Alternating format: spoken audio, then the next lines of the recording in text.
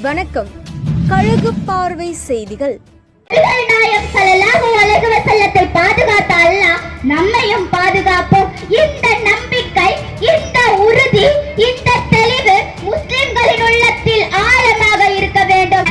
இப்படித்தான் கால சக்கரமும் நகர்ந்து கொண்டிருக்கிறது. ஆனால் அர்ஜுன் சம்பத் முதல் அமித்ஷா வரை எஸ்டிபிஐ கட்சியை கண்டு அஞ்சுகிறது. எதற்கு அஞ்சுகிறது என தெரியுமா? பாஜகவிடம் இருப்பது போல கார்ப்பரேட் முதலாளிகள் எஸ்டிபிஐ கட்சியிடம் இல்லை. பாஜகவிடம் இருக்கும் பணம் எஸ்டிபிஐ கட்சியிடம் இல்லை. எஸ்டிபிஐ கட்சியிடம் எம்பி இல்லை, எம்எல்ஏ இல்லை. ஆனாலும் எஸ்டிபிஐ கட்சியை பார்த்து பயப்படுகிறது. ஏனென்று தெரியுமா? பாசிசத்தின் என்ற சைத்தானாகிய கொள்கையை வைத்துக் கொண்டு பாசிசி என பெயரிட்டும் பாசிசத்தின் தந்தை எனும் அழைக்கப்படும் முசோலினி லிபியா நாடு மீது போர் தொடுத்தார். அவரிடம் நவீன ஆயுதங்கள் இருந்தன, போர் கப்பல்கள் இருந்தன, ஏவுகணைகள் இருந்தன.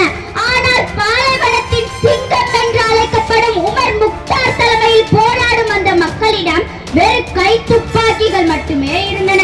அந்த போராடும் மக்கள் உமர் முக்தாரிடம் கேட்டார்கள், அவர்களிடம் ஏவுகணைகள் உள்ளன, நம்மிடம் வெறும் கை துப்பாக்கிகள் மட்டுமே உள்ளன, இதை வைத்து எப்படி எதிர்கொள்வது என்று உமர் முக்தாரிடம் கேட்டார்கள். அதற்கு உமர் முக்தார் கூறினார், அவர்களின் ஏவுகணை அல்லாஹ்வின் அர்ஷிற்கு மேலே பறக்கிறதா அல்லது கீழே பறக்கிறதா என கேட்டார். அதற்கு அந்த போராளிகள் கட்சியை கண்டு பயப்படுகிறது.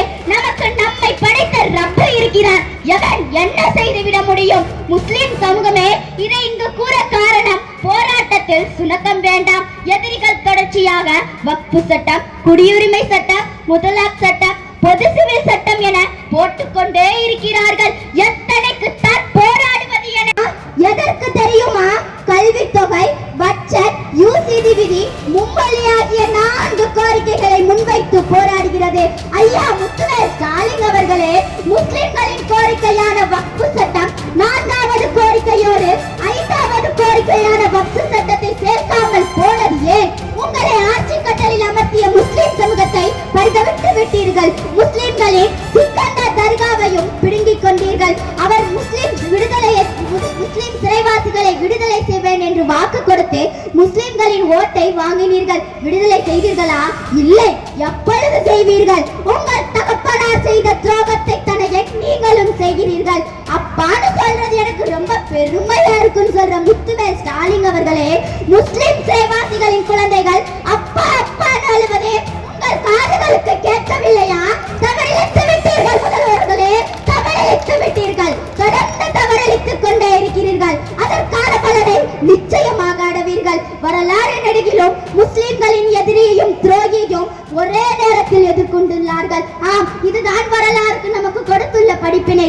நாமும் முஸ்லிம்களின் எதிரியையும் இனம் கண்டு பாசிசம் இந்த மண்ணில் இருந்து அகற்றப்படும் வரை இந்த எஸ்டிபிஐ கட்சியின் இந்த போராட்டம் ஓயாதே ஓயாதே ஓயாதே ஓயவும் கூடாது என கூறிக்கொண்டு எனக்கு பேச வாய்ப்பளித்த அனைவருக்கும் என் நன்றியினை தெரிவித்துக் கொண்டு விடைபெறுகிறேன். அஸ்ஸலாமு அலைக்கும் வரஹ்மத்துல்லாஹி வபரகாத்துஹு. அஸ்ஸலாமு அலைக்கும். பெண்களுக்கான தொழுகை அருகில் உள்ள உள்ளூர் நிகழ்வுகளை உடனுக்குடன் தெரிந்து கொள்ள கழுகு பார்வை யூடியூப் சேனலுடன் தொடர்ந்து இணைந்திருங்கள். நன்றி.